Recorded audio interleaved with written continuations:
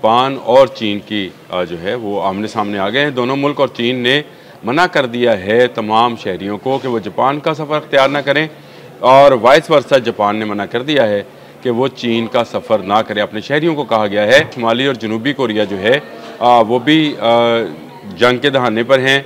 दोनों तरफ से धमकियाँ लगाई जा रही हैं। एक तरफ से मिसाइल टेस्ट किए जा रहे हैं, दूसरी तरफ एटमी आबदोज बनाने का अमेरिका ने इजाज़त दे दी है। चीन है वो शुमाली कोरिया की हमायत करता है, जापान जनूबी कोरिया के और अमेरिका के साथ है। चीन उसके कवानीन में जो है मुदाखलत नहीं करेगा, और जापान की इसी ख्वाहिश पर वन कंट्री टू सिस्टम्स का निज़ाम जो है वो नाफिज कर दिया गया। चीन ने सख्त रद्द-ए-अमल दिया है और उनका कहना है कि जापान अपनी हद के अंदर है। इस पर दोनों तरफ से गर्मा गर्म बयानात जो हैं जारी हैं, और अब दोनों तरफ से सफारती सतह पर शहरियों से कह दिया गया है कि वो सफ़र ना करें। बिस्मिल्लाहिर्रहमानिर्रहीम। बोलते कालम के साथ मैं आमिर रज़ा खान। और खौफनाक सूरत हाल पैदा हो गई है, और वो भी ईस्ट एशिया में, यानी जापान और चीन की जो है वो आमने सामने आ गए हैं। दोनों मुल्क और चीन ने मना कर दिया है तमाम शहरियों को कि वो जापान का सफ़र अख्तियार ना करें, और वाइस वर्सा जापान ने मना कर दिया है कि वो चीन का सफ़र ना करें। अपने शहरियों को कहा गया है कि वो चीन का सफ़र ना करें। क्या सूरत हाल है, एक जंग जैसी सूरत हाल बनती चली जा रही है। मैंने चंद दिन पहले भी इस पर बात की थी, जब मैंने ये बात की थी कि शुमाली और जनूबी कोरिया जो है वो भी जंग के दहाने पर हैं। दोनों तरफ से धमकियाँ लगाई जा रही हैं। एक तरफ से मिसाइल टेस्ट किए जा रहे हैं, दूसरी तरफ एटमी आबदोज बनाने का अमेरिका ने इजाज़त दे दी है जनूबी कोरिया को, और जिससे सूरत हाल मज़ीद कशीदा हो गई। फिर शुमाली कोरिया ने एक मिसाइल टेस्ट करता है जो कि जापान के नज़दीक गिरता है, जापान के उस जोन के करीब जो कि उसका सनती जोन है समुंदर के किनारे पर, वहाँ उसके करीब गिरता है, जिससे मज़ीद मामला जो हैं वो हरारत पजीर यानी मज़ीद गर्म होते चले जा रहे हैं। इसी तरह से जो चीन है वो शुमाली कोरिया की हमायत करता है, जापान जनूबी कोरिया के और अमेरिका के साथ है। तो ये एक बड़ा तनाज़ा बनता चला जा रहा है। अब तनाज़ा क्यों हुआ है, इस पर भी बात करते हैं, और इसके साथ साथ ये भी बताते हैं कि ये जो पैसिफिक रिम है, जो कि बैरुल के इन ममालिक को कहा जाता है, जो एक ही समंदर के मुख्तलिफ किनारों पर बसते हैं, जिनमें चीन, जापान, शुमाली जनूबी कोरिया शामिल हैं, ये क्या नई आलमी जंग का पेश खेमा साबित होंगे या उसके लिए ये आगाज़ फराहम करेंगे।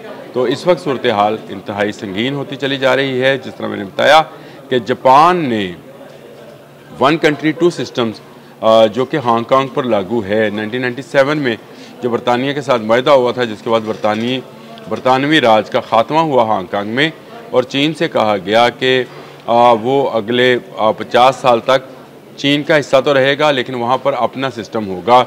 तो इसलिए इस सिस्टम को नाम दिया गया वन कंट्री टू सिस्टम। ये बैनुल-अक़वामी तौर पर तस्लीम किया चीन ने भी और बाकी ममालिक ने भी, और उसके बाद हांगकांग से बरतानवी राज का ख़ात्मा हो गया। 1997 की बात बता रहा हूँ, यानी 1997, और ये मामला चलना है 2047 तक। तो आप अंदाज़ा कर सकते हैं कि कितना मामला है, और 50 साल जो दौर है उसके बाद मुकम्मल तौर पर चीन जो है वहाँ पर वन कंट्री वन सिस्टम पर जा सकता है। अब चीन ने वहाँ पर दहशतगर्दी और लाकानूनियत के नाम पर एक बिल लाया है, जिसके तहत वहाँ पर एक नया कानून लागू किया जाएगा, जिस पर जापान ने रेजिस्टेंस दिखाई। जापान ने क्यों रेजिस्टेंस दिखाई? क्योंकि दौरे बरतानिया में जब बरतानवी राज था तो जापानी इंडस्ट्री हांगकांग मुंतकिल हो रही थी, और हांगकांग को मरकज़ी हैसियत हासिल हो गई थी। वो जापान की एक मुआशी नौआबादियाती का एक जजीरा समझा जाता था, जहाँ पर जापानी इन्वेस्टर्स इन्वेस्ट करते थे। 1997 में जब यह मामला ख़त्म हो रहा था तो जापान ही ने इसकी गारंटी ली थी कि अगले 50 साल तक के लिए इसको खुद मुख्तारी तो दी जाए, चीन को दे दिया जाए, लेकिन हांगकांग का अपना कानून यहाँ पर लागू रहेगा। चीन उसके कवानीन में जो है मुदाखलत नहीं करेगा, और जापान की इसी ख्वाहिश पर वन कंट्री टू सिस्टम्स का निज़ाम जो है वो नाफिज कर दिया गया। अब जब चीन ने दहशतगर्दी और लाकानूनियत के नाम पर वहाँ पर एक कानून लागू करने की कोशिश की, जिस पर जापान ने सख्त रद्द-ए-अमल दिखाया। जापान को अमेरिका की और जनूबी कोरिया की सपोर्ट हासिल है, और उसने इस पर एहतजाज किया, और उसने कहा कि चीन बैनुल-अक़वामी क़वानीन की खिलाफ वर्जी कर रहा है, और इस पर जो है चीन ने सख्त रद्द-ए-अमल दिया है, और उनका कहना है कि जापान अपनी हद के अंदर है। हांगकांग उनका हिस्सा है, तस्लीम शुदा हिस्सा है, और अगर वहाँ से दहशतगर्दी या लाकानूनीयत होती है तो हमारे पूरा हक है कि वहाँ पर कोई ऐसा कानून बनाए जिससे दहशतगर्दी का खात्मा हो। इस पर दोनों तरफ से गर्मा गर्म बयानात जो हैं जारी हैं, और अब दोनों तरफ से सफारती सतह पर शहरियों से कह दिया गया है कि वो सफ़र ना करें। इसका मतलब ये है कि इस पैसिफिक रिम के अंदर मामला गर्म है। एक शुमाली कोरिया और जनूबी कोरिया आमने सामने है, और अब जापान और चीन भी आमने सामने है। और जापान और चीन तो सदियों से आमने सामने हैं। बहुत सारी जंगें जो हैं इनसे मंसूब हैं।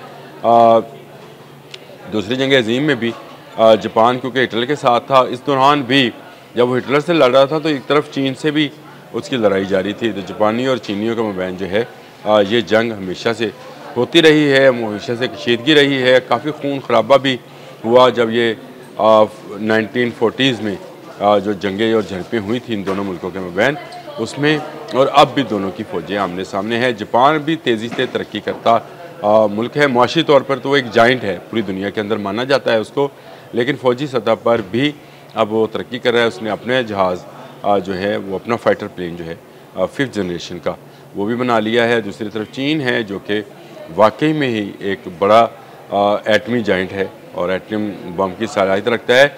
जापान तो पहले ही अमेरिका के हाथों एटम बम का मज़ा चख चुका है, और अब उसने अमेरिका के साथ गठजोड़ कर लिया, और अमेरिका ने जापान की अगले 100 साल तक के लिए दूसरी जंग अज़ीम के बाद जो मुआहदा हुआ था उसके तहत जापान की हिफाजत का ज़िम्मा जो है अमेरिका ने ले रखा है। तो इस तरह से अगर जापान और चीन की आपस में लड़ाई होती है तो उसमें अमेरिका का दाखिल होना कोई करीने क्यास यहाँ इस तरह की बात नहीं है, वो ख्वाबो ख्याल की बात नहीं है, मुआहदे की बात है कि वो जापान की जो है हिफाजत करेगा। जंग जो है इस खत्ते में बढ़ती चली जा रही है। गो दुनिया जो है इसको बड़ी उस नज़र से देख रही है कि जो कि एक आलमी एटमी जंग का पेशगम हो सकती है। लेकिन पाकिस्तान में लोगों क्योंकि पाकिस्तानियों के ख़्याल में शायद वो इलाका जो है वो हमसे बहुत दूर है।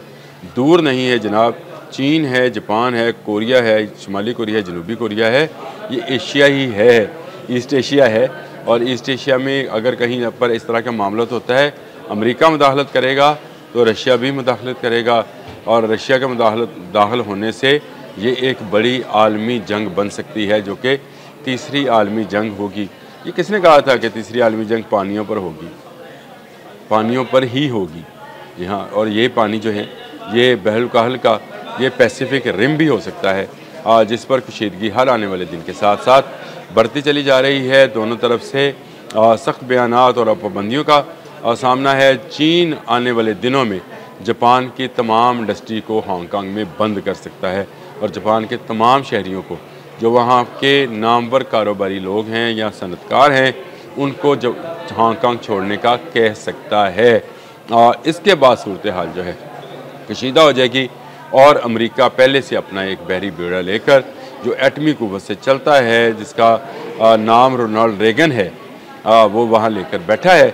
और ये इससे कशीदगी में मज़ीद इजाफा हो सकता है, और हो सकता है अल्लाह ना करे कि तीसरी आलमी जंग इस पैसिफिक रिम या ईस्ट एशिया में इन ममालिक के दरमियान शुरू हो, क्योंकि एक दफ़ा ये जंग शुरू हो गई तो फिर ये रुकेगी नहीं उस वक़्त तक जब आधी से ज़्यादा दुनिया को तबाह व बर्बादी का निशान नहीं बना पाएगी। अब तक के लिए इतना ही। अल्लाह।